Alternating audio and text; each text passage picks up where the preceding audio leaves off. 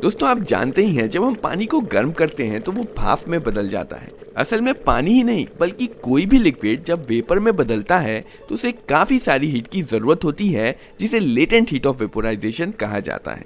इसलिए जब आप अपना मुंह धोते हैं या आपको पसीना आता है और वह पानी जब सूखता है तो आपको ठंडा महसूस होता है, क्योंकि जब पानी सूखता है तो वह वेपर में बदल जाता है और वेपर में बदलने के लिए उसे जो हीट चाहिए या कहें कि लेटेंट हीट ऑफ वेपोराइजेशन चाहिए वो उसे मिलती है आपके गालों से। इसलिए जब वेपर में से लेटेंट हीट ऑफ वेपोराइजेशन बाहर निकल जाती है तो वह वापस लिक्विड में बदल जाता है। दोस्तों एसी में भी एक लिक्विड होता है जिसे रेफ्रिजरेंट कहते हैं और कमरे को ठंडा करने के लिए या ठीक इसी प्रिंसिपल पर काम करता है। लिक्विड रेफ्रिजरेंट को गर्म कमरे में एक पाइप के जरिए फ्लो करवाया जाता है। इस पाइप को इवेपोरेटर कहा जाता है और इसमें लो प्रेशर मेंटेन किया जाता है। यह प्रेशर इतना लो होता है कि इस प्रेशर पर रेफ्रिजरेंट लिक्विड फॉर्म में रह ही नहीं सकता है और इसलिए इसे इवेपोरेट होना ही पड़ता है। और जब लिक्विड रेफ्रिजरेंट इवेपोरेट होता है तो इसे इवेपोरेशन के लिए बहुत सारी लेटेंट हीट ऑफ वेपोराइजेशन की जरूरत पड़ती है और ये हीट रेफ्रिजरेंट एब्जॉर्ब करता है कमरे की एयर से। रूम एयर से हीट आसानी से रेफ्रिजरेंट में ट्रांसफर हो सके इसलिए हम एक पंखे की सहायता लेते हैं। असल में ये रेफ्रिजरेंट की लेटेंट हीट ऑफ वेपोराइजेशन ही है जिसके कारण कमरे की हवा ठंडी हो जाती है। इवेपोरेट होने के बाद रेफ्रिजरेंट गैस में बदल जाता है और कंप्रेसर में चला जाता है। एसी में कंप्रेसर दो काम करता है। पहला और कम महत्वपूर्ण काम है रेफ्रिजरेंट को पाइप में फ्लो करवाना।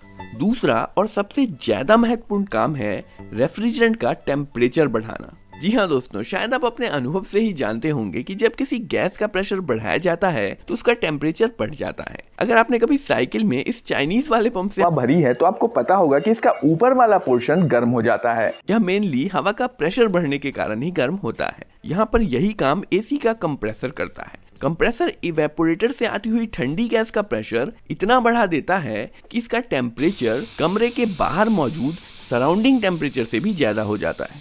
अब चूंकि इस हाई प्रेशर गैस का टेम्परेचर सराउंडिंग टेम्परेचर से ज्यादा है इसलिए इसमें से हीट सराउंडिंग में फ्लो होने लगती है, या यूं कहें कि ये गैस ठंडी होने लगती है। और इस हीट फ्लो प्रोसेस को बढ़ाने के लिए एक पंखे का सहारा लिया जाता है। और जब इस गैस बन चुकी रेफ्रिजरेंट में से लेटेंट हीट ऑफ वेपोराइजेशन बाहर निकल जाती है तो यह वापस लिक्विड में बन जाता है।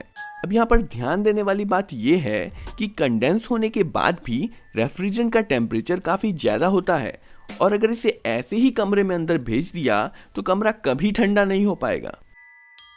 पर फिर हमने इसे कंडेंस किया ही क्यों? हमने इसे कंडेंस इसलिए किया है क्योंकि अब हम इसे कमरे के अंदर इवेपोरेट करके कमरे की गर्मी एब्जॉर्ब कर सकते हैं। पर इसे इवेपोरेट करने के लिए हम इसके प्रेशर को कम करने की जरूरत होती है और ये काम करता है expansion valve. Expansion valve pipe में एक बहुत ही पतला रास्ता होता है और इस पतले रास्ते से गुजरने पर रेफ्रिजरेंट का प्रेशर अचानक से बहुत कम हो जाता है और इस अचानक से हुए प्रेशर ड्रॉप की वजह से कुछ रेफ्रिजरेंट तो एक्सपेंशन वाल्व में ही इवेपोरेट हो जाता है और इस दौरान इवेपोरेशन के लिए इसे जो हीट चाहिए वो ये खुद रेफ्रिजरेंट से ही एब्सॉर्ब कर लेता है और इसलिए एक्सपेंशन वाल्व के एक तरफ से तो ज्यादा प्रेशर और ज्यादा टेम्परेचर वाला लिक्विड रेफ्रिजरेंट अंदर जाता है और दूसरी तरफ से कम प्रेशर पर ठंडा लिक्विड का और वेपर का मिक्सचर बाहर निकलता है। कुछ वैसे ही जैसे स्प्रे बोतल में से पानी और वेपर का ठंडा मिक्सचर बाहर निकलता है। अब शायद आप ये सोच रहे होंगे कि प्रेशर कम होने की वजह से लिक्विड वेपर में कैसे बदल जाता है। दोस्तों पढ़ाई करते समय आपके मन में भी कई सवाल आते होंगे। आपके भी कुछ वीक एरियाज होंगे जिन पर आपको काम करना पड़ेगा। ये वीक एरियाज ही हैं जो एग्जाम में आपको परेशान करते हैं और जब नंबर कम आने लगते हैं तो आप साइंस में अपना इंटरेस्ट लूज करने लगते हैं। पर ऐसा नहीं है कि साइंस कोई बोरिंग सब्जेक्ट है। साइंस तो बहुत ही खूबसूरत सब्जेक्ट है और इसकी खूबसूरती समझने के लिए बस आप अपने वीक एरियाज को पक्का करना शुरू कर दो। जब भी आप पढ़ने बैठो तो फिलो ऐप जरूर यूज करो।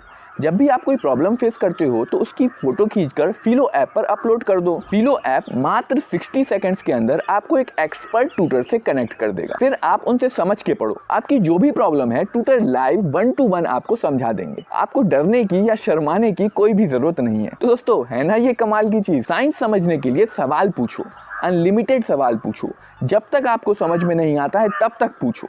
फिलो ऐप आपको समझा देगा। फिलो का लिंक मैंने डिस्क्रिप्शन में दे दिया है। अभी जाके डाउनलोड करो और मुझे अपना एक्सपीरियंस बाद में कमेंट करके बताना। इसके बाद रेफ्रिजरेंट कमरे के अंदर इवेपोरेटर पाइप में चला जाता है, जहां बाकी का लिक्विड रेफ्रिजरेंट इवेपोरेट होता है और कमरे की गर्मी एब्सॉर्ब करता है, और ये साइकिल इसी प्रकार चलता रहता है। अब आप एसी का वर्किंग प्रिंसिपल तो समझ ही गए हैं, तो आइए अब हम देखते हैं कि एक रियल एसी में कौन सा पार्ट कहां पर लगा होता है। दोस्तों, अगर आपने कभी एसी देखा होगा तो आपको पता होगा कि एसी में दो हिस्से होते हैं। कंप्रेसर और कंडेंसर कमरे के बाहर वाले हिस्से में लगे होते हैं, वहीं इवेपोरेटर और एक्सपेंशन वाल्व कमरे के अंदर वाले हिस्से में लगे होते हैं। इवेपोरेटर में रेफ्रिजरेंट इवेपोरेट होने के बाद एक पाइप के द्वारा बाहर वाले हिस्से में रखे कंप्रेसर में चला जाता है। कंप्रेसर इसे कंप्रेस करके इसका प्रेशर और टेम्परेचर बढ़ाकर कंडेंसर में भेज देता है, जहां पर हीट रेफ्रिजरेंट में से सराउंडिंग में चली जाती है और रेफ्रिजरेंट कंडेंस होकर लिक्विड में बदल जाता है।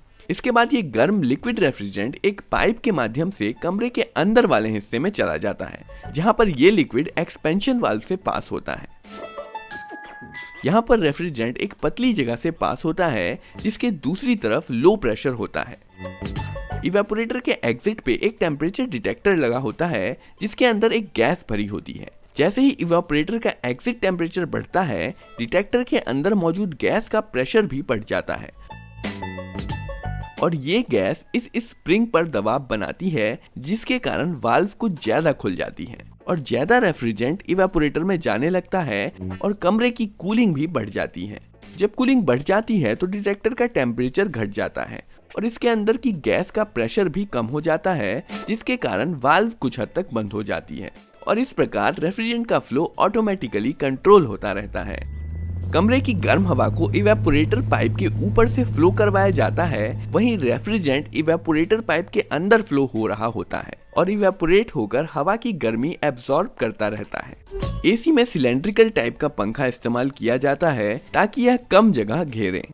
हवा में मौजूद वेपर जब इवेपोरेटर पाइप के संपर्क में आता है तो वह कंडेंस होकर लिक्विड में बन जाता है और इस पानी को एक पाइप के माध्यम से कमरे के बाहर निकाल दिया जाता है। दोस्तों, ये वीडियो आपको कैसी लगी कमेंट करके जरूर बताइएगा, और फिलो ऐप का लिंक मैंने डिस्क्रिप्शन में दिया हुआ है, वहां जाके आप इसको डाउनलोड कर लीजिए।